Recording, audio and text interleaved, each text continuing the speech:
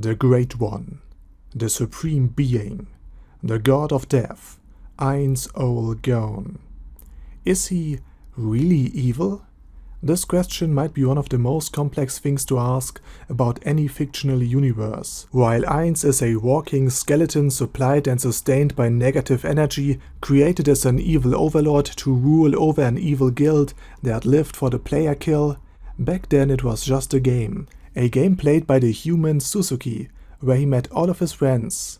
Then it suddenly became real. He doesn't wanted it.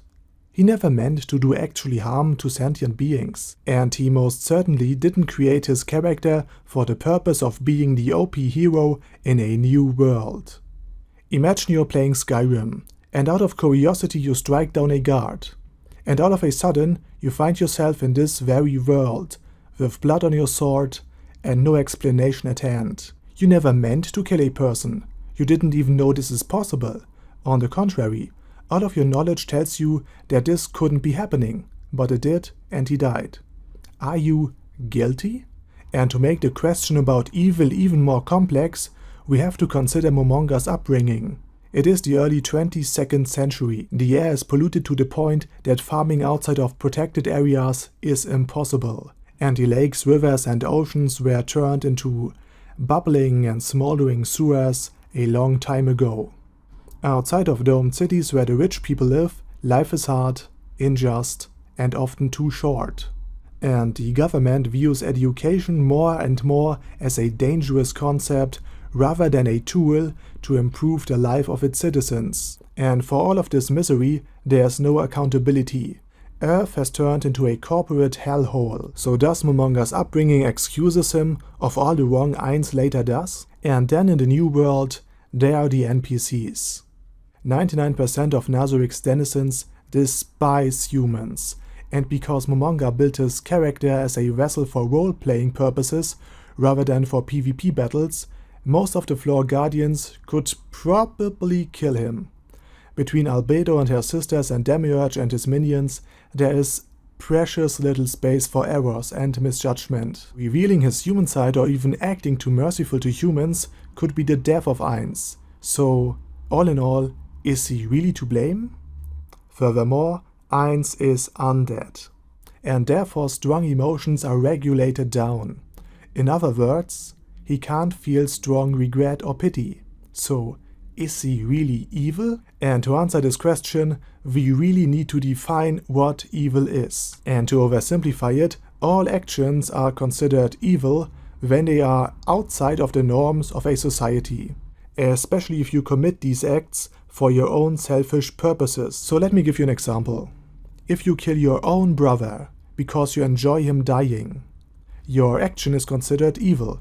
If you kill him because you are stranded on an island with nothing to eat and you both need to provide food for your little sister, your action becomes necessary evil and kind of justified. However, despite your brother telling you to kill him, you might still be tried and found guilty.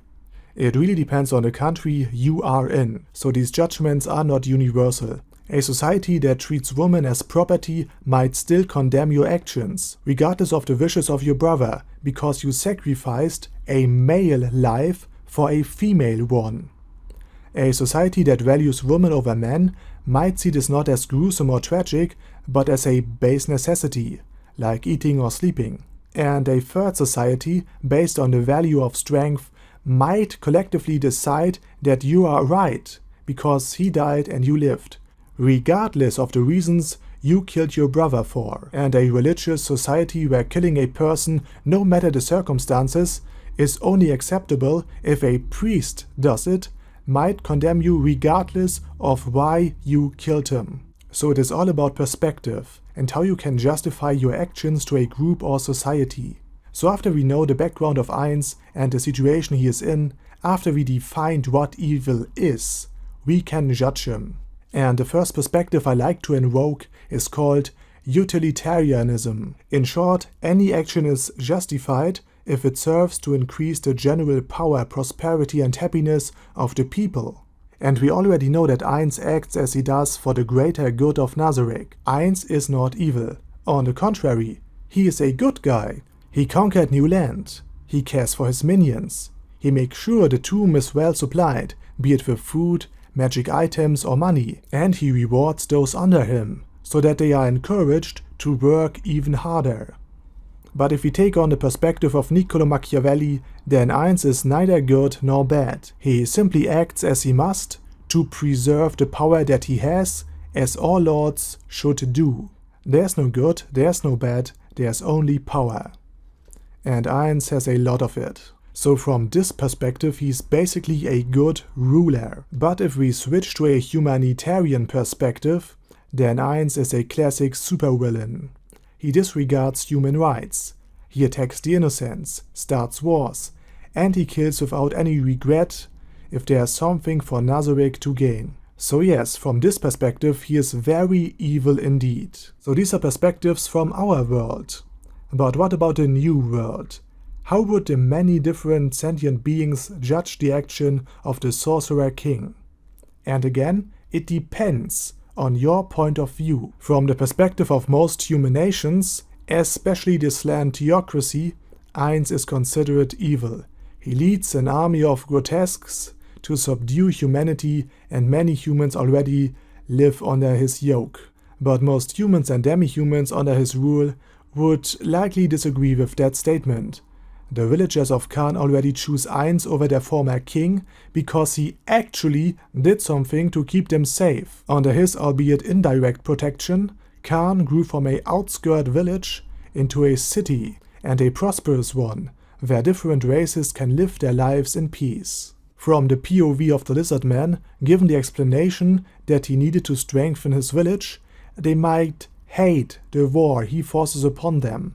But Ainz is not viewed as evil, but as nature dictates, his ascendancy is a necessity. Remember, lizardmen would kill weak members of their own tribe if the food was limited and the people that needed it were not. This was also the reason for the hunting war 5 years before Ainz arrived. And if they had declined an alliance, the Red-Eye tribe would have been decimated by the Green Claws, simply because they can't allow any other tribes to prosper while they are waging a war. And last but not least, any citizen of Nazarick holds him in highest respect. So in the end, it depends all on perspective. So what is yours? Let me know in the comments.